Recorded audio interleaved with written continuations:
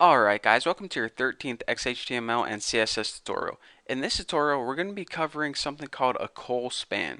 Now, whenever you make a table, you don't always want to make a perfect grid. You don't always want the same number of columns on every row. 3, 3, 3, 3. It gets boring and it's just not useful. So maybe you want to make a table that has one column at the top and two columns in the middle and maybe five columns at the end. So maybe you want to change it up a bit, but from what we know so far, we don't know how to do that. Well, this tutorial is going to show you how. So, for example, let me do this first. Let's go ahead and create a table so we have something to work with. And let's go ahead and make it 4 rows. Press tab, table row, table row. So let's copy this. And easy fingers, take it easy there. So now we have a table with 4 rows in it, and might as well add our little border attribute so we don't get confused. Now in our first row, let's go ahead and add that main title across the top. So let's say for the rest of this table in these rows, let's go ahead and make it simple and only add 2 columns. But for this first one, we want a title big and centered, and we want it to span across 2 columns. So there's only going to be one piece of data in here, but it's going to cover 2 columns worth of information. So let's go ahead and make a table header because those are the pieces of data that stand out. And let's go ahead and make a table about odd people. And for our table header, first and foremost, we need to introduce that attribute called Colspan and set this equal to 2. Now, Colspan stands for column span, and it says how many columns do you want to span this piece of data across? Well, we want it to take up 2 columns, so that's how you do that. Make Colspan equal 2. And actually, one other thing we can do while we're here is we can go ahead and make this a header 3. That will make it a little bigger and bold as well. So odd people is going to be spanning across 2 columns. It's going to be bolded and centered. So now in our second row, let's go ahead and add some data. Actually, let's go ahead and add 2 more headers. And let me just go ahead and copy this.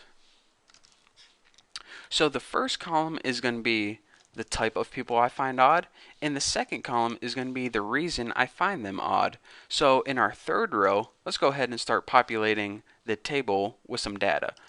So TD, TD, and let's go ahead and copy this because I am way too lazy to type all that again, and paste it. So the first type of people that I find odd are cat people.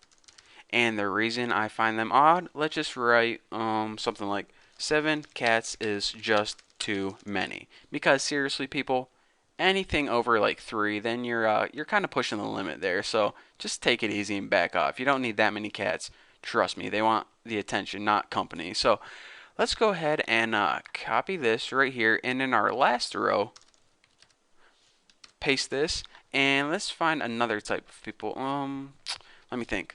Loud people, I find them odd. And the reason I find them odd is because let's put, sure, turn that music up. It's only 3 a.m. and make sure you spell music wrong and it looks good, so we're good to go. Cause at 3 a.m. really, do you need to be blaring your music as loud as you possibly can? That's just annoying. So anyways, go ahead and save this and see what we got. Refresh it and check it out. The main odd people, you can see that this table basically consists of 2 columns. 1, 2.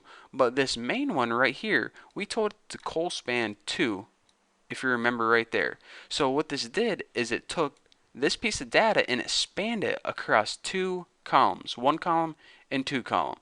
And the rest of this was just stuff we learned before. The table headers, type and reason, that's why they are bolded and centered, and the table data, which is just regular dumb old data, is just plain old text left justified. See, this is pushed to the left, everything's pushed to the left.